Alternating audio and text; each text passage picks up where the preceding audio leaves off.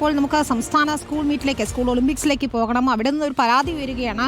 പ്രായത്തട്ടിപ്പ് എന്ന പരാതിയാണ് വരുന്നത്. കോഴിക്കോട് പുല്ലൂരാമ്പാറ സ്കൂൾ പ്രായം കൂടിയ മറുനാടൻ താരത്തെ മീറ്റിൽ മത്സരിപ്പിച്ചു എന്നാണ് പരാതി. അണ്ടർ 19 വിഭാഗത്തിൽ 21 വയസ്സുകാരിയാണ് മത്സരിപ്പിച്ചത്. രേഖകൾ റിപ്പോർട്ടിന് ലഭിച്ചിട്ടുണ്ട്. അന്വേഷിച്ച് നടപടി സ്വീകരിക്കുമെന്നാണ് മന്ത്രി വി ശിവൻകുട്ടി ഇപ്പോൾ പറഞ്ഞിരിക്കുന്നത്. ജയേഷ് പുക്കുട്ടൂരാണ് ചേരുന്നത്. ജയേഷ്, ഇതെങ്ങനെയാണ് രേഖകളിൽ കൃത്രിമം കാണിച്ച് കുട്ടിയെ മത്സരിപ്പിക്കാൻ കഴിഞ്ഞത്? ഈ മത്സരത്തിൽ വിജയിയായിരുന്നോ കുട്ടി? മറ്റു വിശദാംശങ്ങൾ എന്താണ്?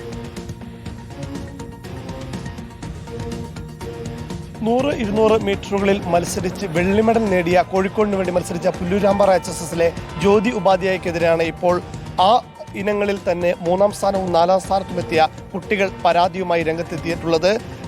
കൺവീനർക്ക് ഔദ്യോഗികമായി അവർ പരാതി നൽകി കഴിഞ്ഞു. AFIയുടെ അത്ലറ്റിക് ഫെഡറേഷൻ ഓഫ് ഇന്ത്യയുടെ സൈറ്റിൽ ആ കുട്ടിയുടെ പ്രായം സംബന്ധിച്ച രേഖകളുണ്ട്. അതിൽ കൃത്യമായിട്ട് ആ കുട്ടിയുടെ ഡേറ്റ് ഓഫ് ബർത്ത് 2004 മെയ് 4 എന്നുള്ളതാണ് പറഞ്ഞിട്ടുള്ളത്, രേഖപ്പെടുത്തിയിട്ടുള്ളത്. പൊതുവിദ്യാഭ്യാസ വകുപ്പിൻ്റെ ബൈലോ പ്രകാരം സീനിയർ വിഭാഗത്തിൽ മത്സരിക്കാനുള്ള പ്രായപരിധി അണ്ടർ 90 ആണ്. അതായത് 2007 ജനുവരി 1 അതിന് ശേഷമോ ജനിച്ച കുട്ടികൾക്ക് മാത്രമേ സീനിയർ വിഭാഗത്തിൽ മത്സരിക്കാൻ അനുവാദമുള്ളൂ. എന്നാൽ ഏത് രീതിയിലാണ് ഈ മാനദണ്ഡങ്ങളെല്ലാം മറികടന്നുകൊണ്ട് ആ കുട്ടിയെ 100 മീറ്ററിലും 200 മീറ്ററിലുമെല്ലാം മത്സരിപ്പിച്ചതെന്നുള്ളത് വലിയ ചോദ്യം തന്നെയാണ്. സ്കൂൾ അധികൃതരുടെ വിശദീകരണത്തിന് നമ്മൾ ശ്രമിച്ചെങ്കിലും നിലവിൽ ഔദ്യോഗികമായിട്ട് അവർ ഒന്നും പറയുന്നില്ല. നമുക്കിപ്പം പരിശീലകൻ ചേരുന്നുണ്ട്. കാട്ടിക്കുളം സ്കൂളിലെ കായിക പരിശീലകനായ ഗിരീഷാണ് ചേരുന്നത്. എങ്ങനെയാണ് ഈ പ്രായത്തട്ടിപ്പ് ഇത്രയും 2 വർഷത്തെ വ്യത്യാസത്തിലൊക്കെ കുട്ടികൾ വന്ന് മത്സരിക്കുന്നത്? ഇത് കുറേ കാലങ്ങളായിട്ട് കേരളത്തിൽ നടക്കുന്നതാണ്. അതുകൊണ്ട് ഈ കേരളത്തിലെ കുട്ടികളുടെ ഭാവി ഇല്ലാതാവുകയാണ്. അന്യ സംസ്ഥാനങ്ങളുടെ ഈ സ്കൂളുകളുടെ കടമത്സരം വരുന്നതുകൊണ്ടാണ് ഇതൊക്കെ സംഭവിക്കുന്നത്. അന്യ സംസ്ഥാനത്തുള്ള കുട്ടികൾ എന്തിനോടെ മത്സരിപ്പിക്കുന്നത്? അവർക്ക് അവരുടെ സംസ്ഥാന കായികമേളകൾ ഉണ്ടല്ലോ, അതിലവർ മത്സരിക്കട്ടെ.